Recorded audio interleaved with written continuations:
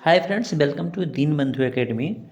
आज हम लोग आपको दिखाते हैं। आज हम लोग देखते हैं और ट्राई करते हैं आपको समझाने का कि बुक जो होता है आपका, जो एनसीईआरटी या कोई भी बुक जो होता है मैथ्स के अलावा, उसे कैसे रीड करना चाहिए आपको।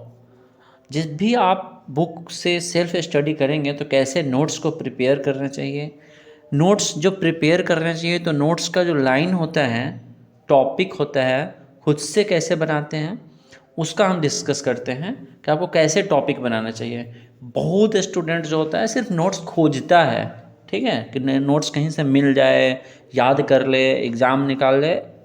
It's very very very bad, मतलब बहुत गलत बात है। देखो, खुद से ना आप रीड करके खुद से नोट्स बनाओ। वो जो नोट्स होगा ना, वो आपको बहुत टैलेंट देगा, माइंड को बहुत ज़्यादा। डिस्कस करते हैं। और देखो, कभी भी जब आप नोट्स को प्रिपेयर करने के अकॉर्डिंग अगर बुक को रीड करते हो कि हाँ, मतलब बुक रीड करना है, उसके बाद मुझे नोट्स बनाना है, फिर उसके बाद मुझे इसको नोट्स को 2-3 बार रिवीजन करना है, तो तब क्विज या टेस्ट देना है, तो आप उस माइंड सेट से जब बुक रीड करते हो ना, तो आपको अच्छा से रीड करना चाहिए। और स्पीड तो होना ही नहीं चाहिए। स्पीड तो बिल्कुल नहीं होना चाहिए। एक एक वर्ड को, एक एक सेंटेंस को मीनिंग समझते हुए रीड करना चाहिए। अब देखो, डिस्कस करते हैं इस पर। टॉपिक क्या है, हम कहीं का भी एक टॉपिक लिए हैं। एक्चुअली में टॉपिक है क्लास 11th का, बायोलॉजी का फर्स्ट चैप्टर है। अगर आप हैं तो आपको पता होगा, बायोलॉजी में दिया हुआ है फर्स्ट चैप्टर में। को टॉपिक क्या है? Diversity in living world. Diversity, जब भी आप टॉपिक देखो तो डाइवर्सिटी का मीनिंग पता होना चाहिए। डाइवर्सिटी क्या होता है सबको पता है। डाइवर्सिटी मतलब विभिन्नता, अलग अलग होता है। लिविंग वर्ल्ड सबको पता है। अब लेट्स डिस्कस करते हैं इस पर। क्या है फर्स्ट टॉपिक? बोला गया है, if you look around you will see a large variety of living organism. सही बात है, हमारे अपने आसपास बहुत सारे वैरायटी होता है। B it potted plants, insects, birds, your pets और अदर एनिमल्स, या तो आप घर में रखते हो उसके दूसरे animals, and plants. Full stop है। इतना स्पीड होना चाहिए। देखो, एकदम आपको ना, स्टूडेंट है, अगर आप टीचर भी हैं, टीचिंग भी करते हो, तो बुक को ऐसे ही रीड करके पढ़ाना चाहिए। There are also several organism that you can not see with your naked eye, but they are all around you. बहुत से ऐसा है जो आप नहीं देख सकते हैं, सब आपके पास पास है। If you were to increase the area that you make observations in, the range and variety of organism that you see would increase। अब यहाँ पर क्या बोला गया है? Just wait. यहाँ पे क्या बोला गया है, ठीक से समझो कि देयर आर सेवरल ऑर्गेनिज्म है, ठीक है, जिसको हम नहीं देख सकते हैं। फिर देखो, if you were to increase the area, अगर आप उसे एरिया बढ़ाओगे, मतलब थोड़ा दूर तक देखोगे, यू मेक ऑब्जर्वेशंस, क्या देखते हो? The range and variety of organism, बहुत तरह का ऑर्गेनिज्म है। अब देखो, जब भी 3 लाइन पढ़े हैं तो आपको कोई भी ऐसा पॉइंट मिला है जो क्वेश्चन बन सकता है? माइंड वर्ड पे ध्यान देना। कोई भी ऐसा लाइन अभी तक हमें नहीं भी दिखा है 3 लाइन में जिससे क्वेश्चन क्रिएट हो सकता है। एग्जामिनर क्वेश्चन बना के आपसे पूछ सकता है। सिर्फ वो समझा रहा है कि हमारे आसपास लिविंग ऑर्गेनिज्म है, कुछ को आप देख सकते हैं, कुछ को आप पालते हैं, कुछ जंगल में होता है, कुछ बहुत छोटा होता है जिसे आप नहीं देख सकते हैं। आगे देखो, if you are to visit a dense forest, you would probably see a much greater number and kinds of living organism in it. Each different kinds of plant, animals or organism that you see represents a species। सब एक species को represent करता है। अलग अलग species, हम लोग human species है, animal species, plant species, different species होते हैं। The number of species that are known and described range between 1.7 to 1.8 million। this refers to biodiversity। और the number of, मतलब बायोडाइवर्सिटी का मीनिंग अब समझा रहा है आपको। अब यहाँ से इंपॉर्टेंट बात आया कि बायोडाइवर्सिटी का क्वेश्चन, मतलब बोला गया है सेंटेंस में, क्या बोला गया है? The number of species that are known, जो पता है, नोन है, and described range between 1.7 to 1.8 million. This refers to the biodiversity of the number. And next page पे देखो, and type of organism present in type of organism present on earth, जिस कितना type का organism अर्थ पे है, biodiversity का meaning भी समझा रहा है, what do mean by biodiversity. We should remember here that as we explore new areas and even old ones, new organism are continuously being identified. नया नया ऑर्गेनिज्म बहुत ज़्यादा खोजने दिखने को मिलता है, आइडेंटिफाइड हो रहा है।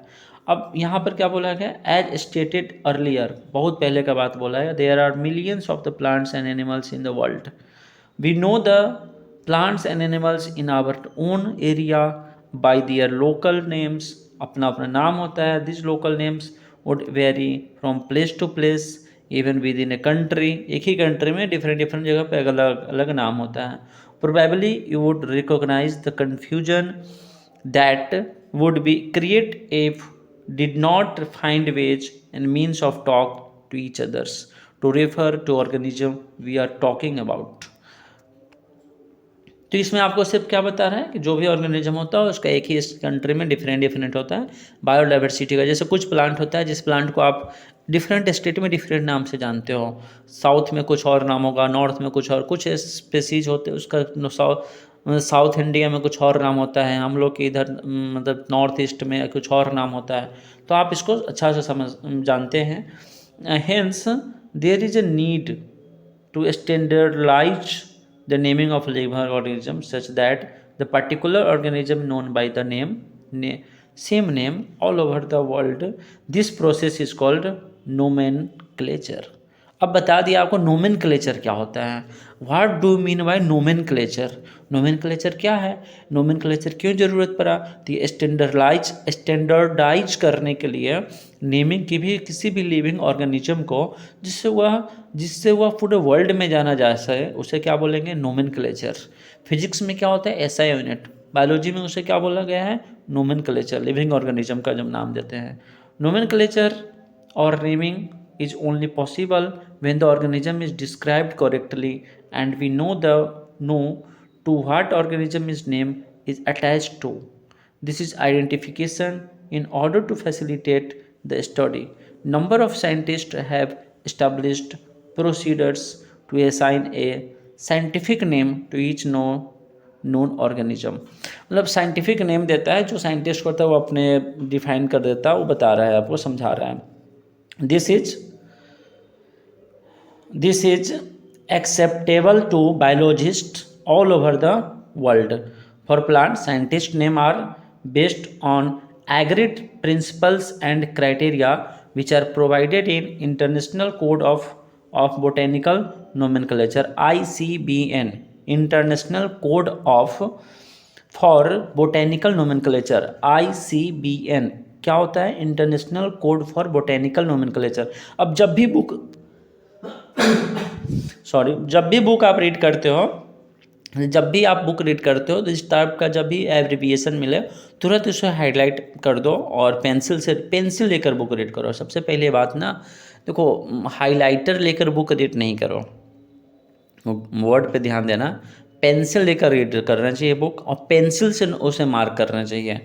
हाइलाइटर कहाँ पे करना चाहिए, जब पूरा बुक रीड कर लिया और पेंसिल से जो डार्क किया ना उसको आप जाओ हाइलाइटर से पॉइंट बनाए, नोट्स बनाना है, उसके बाद उसको कॉपी में नोट करो। अब ICBN का पूरा नाम लिखना चाहिए। You may ask how are animals name, मतलब एनिमल का नेम कैसे, अब क्वेश्चन एराइज होता है किसी भी। Animal taxonomists have involved International Code of Zoological Nomenclature ICZN, International Code of Zoological Nomenclature. The scientist name ensure that each organism has only one name. Scientist बोलता है कि एक ही नेम होना चाहिए, और description of any organism should enable the people in any part of the world to arrive at the same time. They also ensure क्या ensure करते हैं, तो बोला गया है, they also ensure that such a name has not been used for any other known organism. मतलब ऐसा नाम देना कि दूसरे को और किसी ऑर्गेनिज्म का वैसा नाम नहीं हो। बायोलॉजिस्ट क्या करता है, follow universal accepted principles to provide scientist name known organism. Each name has two components. अगर जब भी नाम देता है उसके दो कंपोनेंट्स वहाँ पर देखता है. द जेनरिक नेम क्या होता है और द स्पेसिफिक नेम एपिथेट क्या होता है. दो बेस पे नाम होता है. और this system of providing a name with two components is called binomial nomenclature. देखो बहुत अच्छा से समझना. आप जब भी बुक मान लो पेंसिल से रीड कर, इसको डार्क कर लेना है. डार्क कर लिए. अब एक बार में क्या किए, पूरा को रीड किए. एक बार में क्या करना है, पूरा को रीड किया और जब भी ऐसा पॉइंट बना तो उसको यहाँ से क्लोज कर दिए, डार्क कर दिए. फिर आगे बढ़े. फिर सेकेंड टाइम जब आप इसको पढ़ने रिपीट करोगे ना, तो वहाँ पे आप फिर इसको हाइलाइटर से मार्क, सिर्फ इसी को करना है. सेकेंड टाइम में सबको नहीं करना है. और फिर उसके बाद कॉपी में नोट्स कर लेना है. अब आप जब नोट्स करने जाएंगे ना, उसके बाद आपको पता चलेगा कि सब तो याद हो गया है मुझे. तो इसलिए ये बहुत इंपॉर्टेंट होता है कि बुक को कैसे रीड करना चाहिए. टॉपिक को देखते हैं आगे. फिर बोला गया है this naming system given by Carolus Linnaeus is being practised by biologist all over the world. ये बोला गया है कि किसके नाम पे है. तो एक अब यहाँ पर पॉइंट दिया है, फिर इसको आप मार्क करो, फिर रीड करो और पूरे टॉपिक यहाँ तक टॉपिक खत्म हुआ. टैक्सोनोमिक कैटेगोरीज क्या होता है, तो इस पे मैं बताया कि बुक रीड कैसे करना है. ठीक है. और मैं आपको बायोलॉजी, केमिस्ट्री, मैथ्स, फिजिक्स सबको रीड करके, सबको अंडरस्टैंडिंग एनसीईआरटी सबको मैं समझाऊंगा कैसे होगा. और प्लीज़ बुक रीड करो, खुद से नोट्स बनाओ, याद करो. वीडियो क्लासेस नहीं करो. नीट निकालना है, जी निकालना है, कोई भी एग्ज़ाम अच्छा नंबर लाना है. Try to understand this point. So please follow करो इसको और समझने का कोशिश करो. मोबाइल इंटरनेट से दूरी बनाओ. ठीक है. So thank you everyone. अगर हेल्प हुआ होगा आपके लिए तो बाकी को बताओ. चैनल को सब्सक्राइब कर लो अगर आप नए हो तो, और लाइक कर दो, शेयर कर दो. Thank you everyone.